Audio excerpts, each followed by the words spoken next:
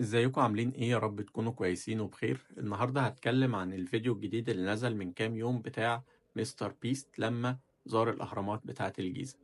الفيديو باختصار ان هو اجر الاهرامات بتاعة الجيزة لمدة 100 ساعة، وفي ال 100 ساعة دي ابتدى ان هو يلف في الاهرامات دي ويدخل هرم هرم ويدخل ابو الهول. طبعا كان معاه الدكتور زاهي حواس وكذا حد تاني مصريين بيلفوا معاه. بس أنا شايف إن الفيديو ده مهم جدًا لأكتر من سبب.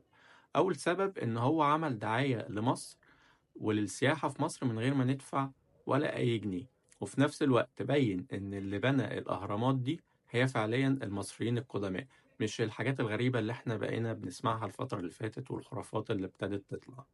تاني حاجة إن هو صور الأهرامات بشكل مختلف، شكل فعليا يخليك حابب إن أنت تكمل الفيديو للآخر وتحس إن أنت عايش التجربة معاه. فدي حاجة كويسة جدا.